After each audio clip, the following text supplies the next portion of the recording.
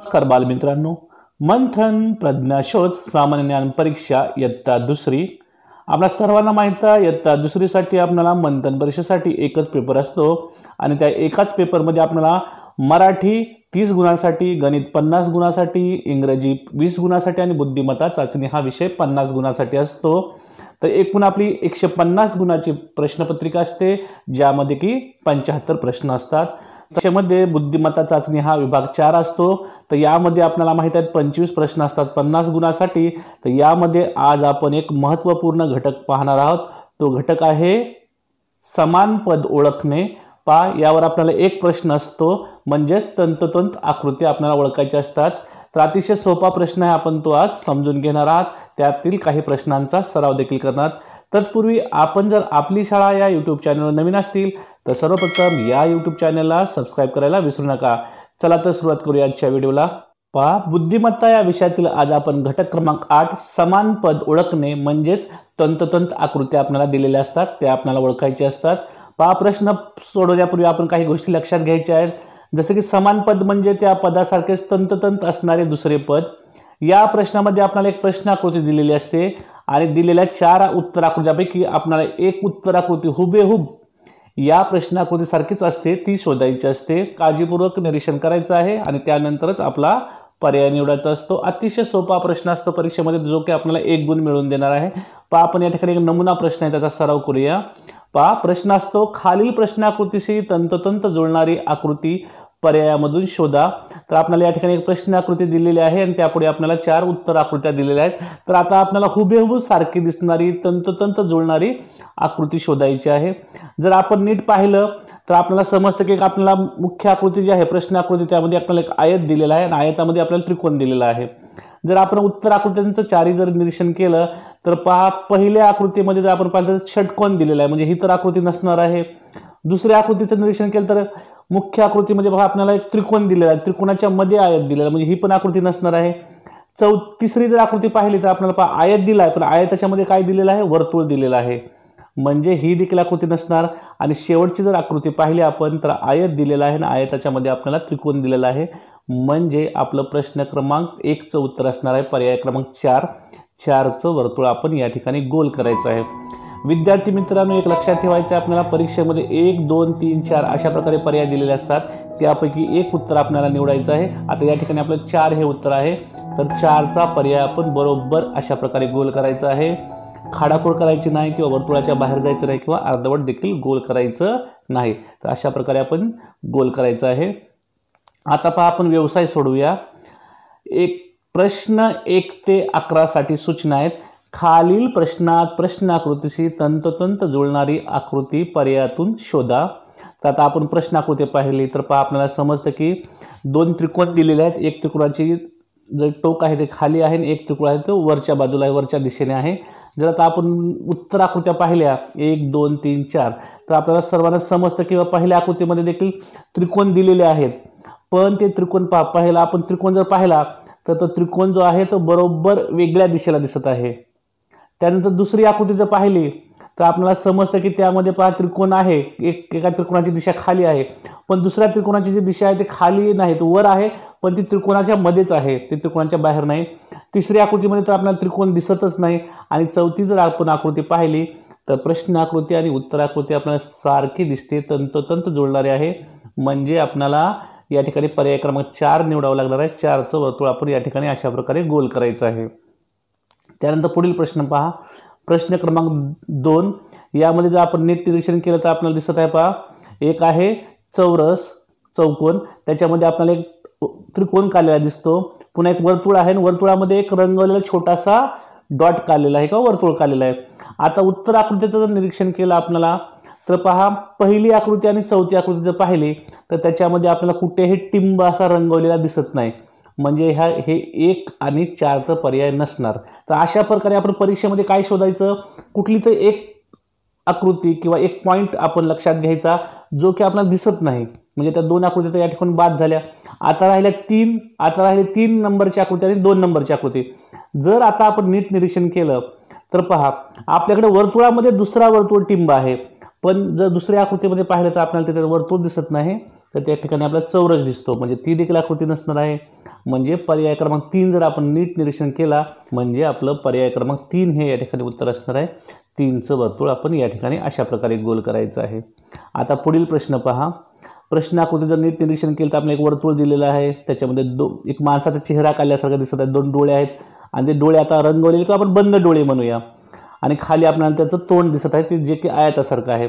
आता आपण जर पूर्ण उत्तर आकृत्या पाहिल्या तर पहा आपल्याला समजतं की तिसरी आकृती बघा, तर त्या ठिकाणी एक डोळा असा बंद आणि एक डोळा उघडा, म्हणजे एक डॉट पूर्ण रंगवलेला आहे, एक डोळा आणि एक आपल्याला रंगवलेला दिसत नाही, म्हणजे ती देखील आकृती नसणार आहे. त्यानंतर पहिली जर आकृती पाहिली आपण तर खाली आपल्याला तोंडाच्या तिथं आयतासारखा आकार आहे, या ठिकाणी असं आहे अर्धवर्तुळ आहे किंवा अंडाकृती वर्तुळ आहे, म्हणजे ती देखील आकृती नसणार आपली. आता राहिल्या 2 क्रमांकाची आकृती आणि 4 क्रमांकाची आकृती. जर या दोन्ही आकृत्यांचं आपण नीट निरीक्षण केलं तर आपल्याला समजून येईल. या ठिकाणी जर आपण नीट निरीक्षण केलं तर पर्याय क्रमांक 2ची आकृती आणि पर्याय क्रमांक 4ची जर आकृती आपण पाहिली तर त्या जवळपास प्रश्न आकृतीशी मिळत्या जुळत्याच आहेत, त्यामुळे थोडंसं या ठिकाणी प्रश्न चुकलेला दिसत आहे आपल्याला. पुढील प्रश्न पाहूया. प्रश्न क्रमांक 4. यामध्ये पहा आपल्याला घरासारखं छत काढलेलं आहे, त्यामध्ये एक अंडाकृती वर्तुळ दिसत आहे आपल्याला, आणि जर आपण उत्तर आकृत्यामध्ये पाहिलं तर आपल्याला पहा पर्याय क्रमांक 3 यामध्ये आपल्याला ते वर्तुळ दिसत आहे, अंडाकृती वर्तुळ आहे, ते रंगवलेलं आहे, म्हणजे पर्याय क्रमांक 3 नसणार. आणि 4 मध्ये जर आपण पाहिलं तर त्या ठिकाणी आपल्याला वर्तुळ काढलेलंच दिसत नाही, म्हणजे तो देखील पर्याय नसणार, म्हणजे 3 आणि 4 पर्याय या ठिकाणी नसणार. आता पर्याय पहिला आणि पर्याय दुसरा जर पाहिलं तर पहा छत आहे ना, आपल्याला छतामध्ये ज्या उभ्या रेषा काढलेल्या आहेत ते शेवटपर्यंत आपल्याला छताला लागलेल्या दिसत पहिल्या आकृतीमध्ये, आणि दुसऱ्या आकृतीमध्ये आपल्याला त्या दिसत नाहीत, म्हणजे पहिली आकृती देखील या ठिकाणी नसणार. तर दुसरी आकृती आणि आपली प्रश्न आकृती जर पाहिली आपण जुळून तर आपल्याला सारखे दिसते, म्हणजे आपले या ठिकाणी पर्याय क्रमांक 2 हे उत्तर असणार आहे. 2चं वर्तुळ आपण या ठिकाणी अशा प्रकारे गोल करायचं आहे. प्रश्न क्रमांक 5 पहा आपल्याला प्रश्न आकृती दिसत आहे आणि 4 उत्तर आकृत्या दिसत आहेत. आता आपण सर्व आकृत्यांचं जर निरीक्षण केलं तर पहा तिसरी आणि चौथी जर आकृती पाहिली आपण, त्या तर जे आपल्याला एक रेषा दाखवलेली आहे किंवा कोन दाखवलेले आहे, त्याच्या टोकाला आपण असे वर्तुळ काढलेले आहेत, पण आपण तिसऱ्या आकृतीमध्ये जर पाहिलं तर वर्तुळामध्ये देखील त्या कोणाची रेषा गेलेली आहे, किरण काय असेल तो गेलेला आहे, म्हणजे ती देखील नसणार. पुन्हा चौथी आकृती जर पाहिली आपण तर त्याच्यामध्ये देखील तसं दिसत, मधल्या जो आपल्याला एक छोटासा वर्तुळ काढलेला आहे, रेषा काढली ती शेवटपर्यंत गेलेल्या वर्तुळाच्या त्याचा समान अर्धा भाग करताना दिसत आहे, ती देखील आकृती नसणार आहे. आता पर्याय क्रमांक 1 आणि पर्याय क्रमांक 2 जर आपण निरीक्षण केलं तर पहिल्या आकृतीमध्ये आणि आपल्याला दुसऱ्या आकृतीमध्ये फरक काय दिसतो पहा. पहिल्या आकृतीच्या मध्यभागी जो आपल्याला वर्तुळ आणि तो रेषा काढलेली आहे ती आखूड आहे, ती थोडीशी मागे आहे, आणि दुसरी आकृती आणि प्रश्न आकृतीचं निरीक्षण केलं तर आपल्याला ते वर्तुळ आणि ती रेषा ते कोन असेल तो तिन्ही समान रेषेमध्ये दिसत, एकसारखे दिसत आहेत, म्हणजे या ठिकाणी आपलं पर्याय क्रमांक 2 हे उत्तर असणार आहे. 2चं वर्तुळ आपण या ठिकाणी अशा प्रकारे गोल करायचं आहे. त्यानंतर पुढील प्रश्न पहा. प्रश्न क्रमांक 6 पहा एका माणसाची आकृती केलेली दिसत आहे, त्याचे 2 डोळे आहेत आणि त्या माणसाचे हात असे वर दिसत आहेत आपल्याला आणि पाय असे लांब दिसत आहेत. आता जर आपण उत्तर आकृत्या पाहिल्या तर आपल्याला समजतं की पहिली आकृती जर पाहिली तर माणसाचे हात वर आहेत पण पाय काय आहेत, जोडलेले आहेत, एकाच ठिकाणी आहेत, म्हणजे ती आकृती नसणार. पहा दुसरी जर आकृती पाहिली आपण तर त्याचे पाय लांब दिसतात पण हात खाली दिसत आहेत आपला हात, म्हणजे ती देखील आकृती नसणार. आणि पहा शेवटची आकृती पहा, तिथे एकच डोळा दिसत आहे आपल्याला, म्हणजे ती देखील आकृती नसणार. म्हणजे राहिली आकृती आपली पर्याय क्रमांक 3. पहा 3ची आकृती पाहिली आणि प्रश्न आकृती पाहिली तर ती आपल्याला समान तंतोतंत जुळणारी दिसते, म्हणून या ठिकाणी आपण प्रश्न क्रमांक 6व्याचं उत्तर असणार आहे 3. 3चं वर्तुळ आपण या ठिकाणी अशा प्रकारे गोल करायचं आहे. त्यानंतर पुढील प्रश्न पहा. प्रश्न क्रमांक 7. आता आपल्याला पहा प्रश्न आकृती पाहूया. या ठिकाणी खाली दिलेला आहे चौरस आणि चौरसावर दिलेला आहे त्रिकोण. आता आपण जर पर्याय 1, 2, 3चं निरीक्षण केलं तर पहा पर्याय प्रश्न दुसऱ्यामध्ये जर आपण पाहिलं तर आपल्याला त्या ठिकाणी 2 आयत दिसतात जे की एकमेकाला चिटकले आहेत, त्यावर वर्तुळ आहे, त्यावर त्रिकोण आहे, म्हणजे ती तर आकृती नसणार. आता चौरस आहे आणि वर त्रिकोण आहे, पण चौरस जो आहे ना आपला काटकोन दिसत नाही, त्याचे जे कोन आहेत ना ते थोडेसे असे अर्धवर्तुळाकार आहेत, म्हणजे तो देखील पर्याय नसणार आहे. आणि पहिली जर आकृती पाहिली आपण पर्याय क्रमांक 1 प्रश्न क्रमांक 7चं उत्तर असणार 1. 1ची आकृती आपण या ठिकाणी अशा प्रकारे गोल करायची आहे. त्यानंतर पुढील प्रश्न 8वा आहे. आपल्याला दिसत आहे की त्रिकोण काढलेला आहे. त्रिकोणाच्या ज्या 2 बाजू आहेत त्या आपल्याला रेषेने लांब किरण त्यांचा लांब दाखवलेला आहे. आता आपण जर उत्तर आकृती पाहिल्या तर पहिल्या आकृतीमध्ये आपल्याला त्रिकोणाच्या बाहेर ज्या रेषा गेलेल्या आहेत तिथे आपल्याला बाण दिसतच नाही, म्हणजे पर्याय क्रमांक 1 नसणार. दुसरी आकृतीमध्ये जर पाहिलं तर दोन्ही बाजूपैकी फक्त एका बाजूलाच आपल्याला बाण दिसत आहे, म्हणजे ती आकृती नसणार. पर्याय 3 मध्ये देखील तसंच झालेलं आहे, आपल्याला एकच बाण दिसत आहे. आणि पर्याय क्रमांक 4 जर पाहिला आपल्याला तर त्या ठिकाणी आपल्याला दोन्ही बाजूच्या ज्या रेषा लांब झालेल्या आहेत त्या ठिकाणी आपल्याला काय दिसत आहे, बाण दिसत आहे. म्हणजे पर्याय क्रमांक 8चं उत्तर असणार आहे. आपले 4-4चं वर्तुळ आपण या ठिकाणी अशा प्रकारे गोल करायचं आहे. त्यानंतर पुढील प्रश्न 9 क्रमांक आहे. या ठिकाणी आपल्याला एक माणसाचा चेहरा असल्यासारखं दिसत आहे. नाकासाठी त्रिकोण काढलेला आहे, तोंडासाठी आयत काढलेला आहे. आता आपण उत्तर आकृत्या पाहूया. पहिली जर आकृतीचं पाहिलं तर आपल्याला माणसाचा चेहरा बरोबर दिसत आहे, पण ते नाक आणि जो चेहरा आहे ते एकमेकांना चिटकलेला आहे, म्हणजे तो त्रिकोण आणि तो आयत, म्हणजे पर्याय क्रमांक 1 आपलं उत्तर नसणार. दुसऱ्या आकृतीचं निरीक्षण केलं आपण तर त्रिकोण आहे, पण त्रिकोणाच्या खाली जो आयत दिसत आहे तो आपल्याला छोटासा चौकोन झालेला आहे, म्हणजे ते देखील आपलं उत्तर नसणार आहे. त्यानंतर शेवटची जर आकृती पाहिली तर आपला जे डोळे आहेत ते बंद दिसत नाही, ते डोळ्याला आपल्याला या ठिकाणी डॉट जो आहे तो आपल्याला रंगवलेला दिसत नाही, डोळे उघडे वाटतात, तो माणूस पाहतोय असं वाटतंय, म्हणजे पर्याय क्रमांक 4 देखील आपलं उत्तर नसणार आहे. आणि पर्याय क्रमांक 3 जर आपण पाहिला तो प्रश्न आकृतीशी एक तंतोतंत जुळणार आहे, सारखा दिसत आहे, त्यामुळे आपण पर्याय क्रमांक 3 या ठिकाणी निवडायचं आहे. 3चं वर्तुळ आपण या ठिकाणी अशा प्रकारे गोल करायचं आहे. त्यानंतर पहा पुढील प्रश्न आहे प्रश्न क्रमांक 10.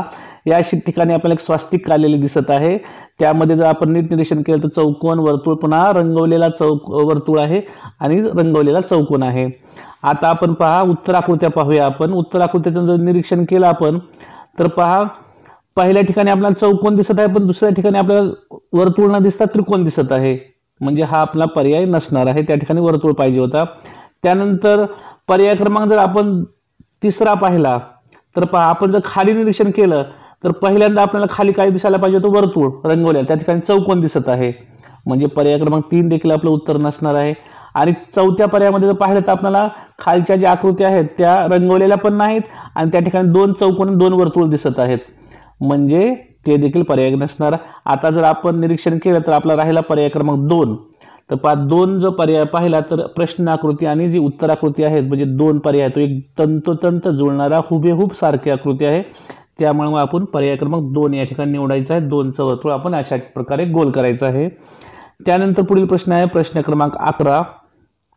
पहा या ठिकाणी आपल्याला एक चौकोन दिलेला आहे, चौरस, त्याच्यामध्ये एक चौरस काढलेला आहे, त्याच्यामध्ये वर्तुळ काढलेलं आहे. आता आपण उत्तर आकृत्या पाहूया. आपण सर्व उत्तर आकृत्याचं निरीक्षण केलं तर आपल्याला समजेल की प्रश्न क्रमांक 3 पर्याय क्रमांक 3 जर आपण पाहिला तर त्या ठिकाणी आपल्याला त्या आकृत्यामधले जो वर्तुळ आहे तो रंगवलेला दिसत आहे, म्हणजे तो आपलं उत्तर नसणार. त्यानंतर 4था जर पर्याय पाहिला आपल्याला तर वर्तुळामध्ये वर्तुळ काढलेलं आहे, आपल्याकडे चौकोनामध्ये चौरस काढलेला आहे, पुन्हा वर्तुळ काढलं होतं, म्हणजे पर्याय क्रमांक 4 देखील नसणार. आता आपण पर्याय क्रमांक 2 आणि पर्याय क्रमांक 1 कडे लक्ष देऊया. आपण जर पर्याय क्रमांक 2 पाहिला तर आकृती सारखी दिसते, पण मधला जो चौरस आहे, मोठ्या चौकोनाच्या मध्ये जो चौरस आहे किंवा चौरसाच्या मध्ये चौरस आहे त्याच्या बाजू बाहेरच्या चौरसाला चिटकलेल्या नाहीत, तर प्रश्नामध्ये चिटकलेल्या दिसतात, म्हणजे तो देखील पर्याय नसणार. तर आता पर्याय क्रमांक 1 बघा, 1 आणि प्रश्न आकृती पाहिले तर आपल्याला समजतं की मोठा चौरस आहे, त्याच्यामध्ये दुसरा एक चौरस आहे, मधल्या चौरसाच्या ज्या म्हणजे शिरोबिंदू आहेत ते बाहेरच्या चौरसाच्या रेषेला चिटकलेले आहेत किंवा बाजूला चिटकलेले आहेत आणि त्याच्यामध्ये वर्तुळ आहे, म्हणजे पर्याय क्रमांक 11चं उत्तर असणार 1चं वर्तुळ आपण या ठिकाणी अशा प्रकारे गोल करायचं आहे. विद्यार्थी मित्रांनो लक्षात ठेवायचं आहे, परीक्षेमध्ये गोल करताना आपल्याला संपूर्ण गोल करायचं आहे, अर्धवट गोल करायचा नाही, खाडाखोड करायची नाही किंवा वर्तुळाच्या बाहेर देखील जायचं नाही. तर अशा प्रकारे आज आपण बुद्धिमत्ता या घटकातील समान पद ओळखणे किंवा तंतोतंत आकृत्या ओळखणे कशा प्रकारे ओळखायला पाहिजे, कशा प्रकारचे प्रश्न येतात, तसेच काही प्रश्नांचा आपण सराव देखील केला. मला आशा आहे तुम्हाला सर्वांना हा व्हिडिओ आवडला असेल, तसेच तुम्हाला नक्की हा प्रश्न कशा प्रकारे सोडवायचा आहे ते देखील समजला असेल. तुम्हाला जर हा व्हिडिओ आवडला असेल तर आपली शाळा या यूट्यूब चॅनलला सबस्क्राईब करायला विसरू नका, कारण आम्ही आपल्यासाठी नेहमीच नवनवीन व्हिडिओ घेऊन येत असतो. पुन्हा एकदा भेटूया एका नवीन व्हिडिओसह, तोपर्यंत सर्वांना मनपूर्वक धन्यवाद.